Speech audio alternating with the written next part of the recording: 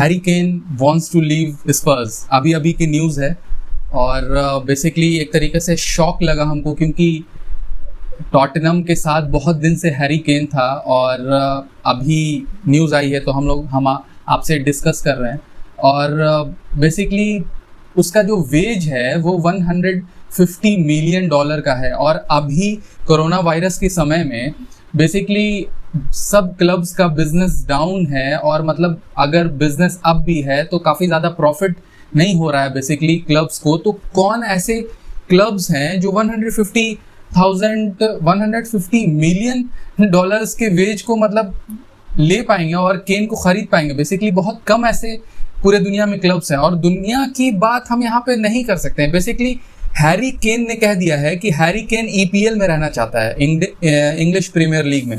और डैनियल लीवी जो Tottenham club का जो मालिक है वो बोला कि EPL में और कोई जो टीम है उसको हम नहीं बेचेंगे केन को बेसिकली। तो इट्स लाइक अभी तो अजीब टाइप का सिचुएशन है, लेकिन हमको ऐसा नहीं लगता है कि डैनियल लीवी के पास कोई $150 मिलियन का चेक लेकर आएगा, या मतलब बेसिकली $50 मिलियन का चेक लेके आएगा और उसके बाद से बोलेगा 50 मिलियन अगले महीने दे देंगे, 50 मिलियन अगले महीने दे देंगे, तो डैनियल लीवी उसको इनकार कर देगा। मतलब अभी इस वजह से वो ऐसा बोला उसने, क्योंकि उसके ओपोनेंट के पास इतना अच्छा स्ट्राइकर चला जाएगा। और मतलब केन के बारे में हम लोग क्या बात करें, केन मतलब हम ऐसा मानते हैं कि top 3 strikers in the world right now है। टॉप 3 नहीं आप मानिएगा तो टॉप 5 है। और basically $150 million it's a big thing, लेकिन टॉप 3 या टॉप 5 स्ट्राइकर की यहाँ बात चल रही है। लेकिन यहाँ पर एक और मतलब अजीब टाइप की बात यहाँ पर ऐसी ये भी है कि अभी एक हैरी केन ने बोला है कि यूरो के पहले जो है ये सब मामला हो जाना चाहिए। जो यूरो अभी होने वाला है 2020 में होने वाला था, 2021 में होगा बेसिकली, अभी नहीं पता डेट, लेकिन जब होगा तब बात करेंगे। लेकिन उससे पहले उसने बोला है कि ये सब मामला जो है उसके ट्रांसफ़र का वो हो जाना चाहिए। लेकिन हालैंड जो है, जो डॉर्टमुंड के साथ के तरफ से खेलता है, हालैंड अगले सीजन में $75 मिलियन का मतलब उसका बिल है, उसका वेजेस है।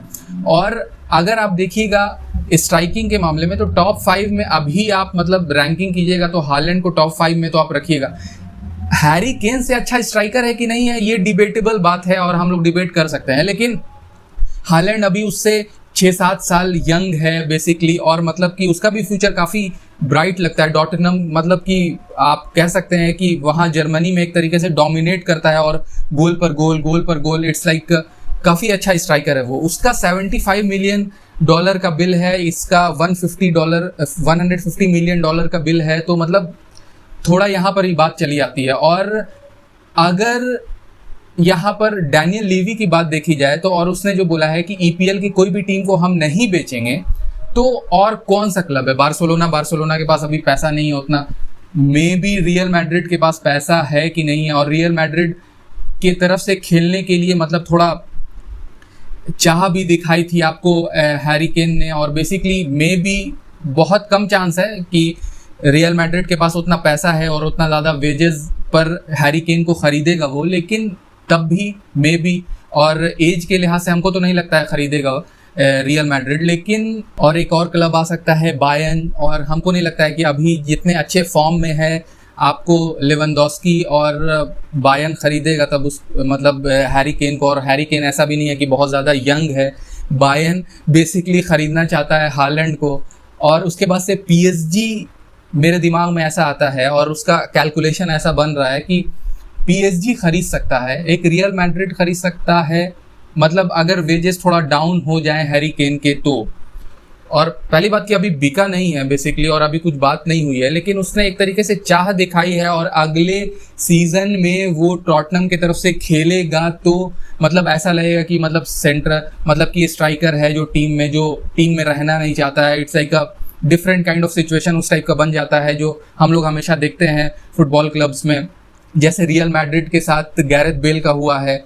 और मतलब कि वो रहना नहीं चाहता है, वो खेलना नहीं चाहता है, लेकिन है टॉटनहम ने उसको खरीदा था, ये दूसरी कहानी है। लेकिन PSG के साथ उसका कैलकुलेशन ऐसा बनता है कि बापे को PSG रखना चाहता है for a long long time. अभी नेमार का मतलब कि फिर से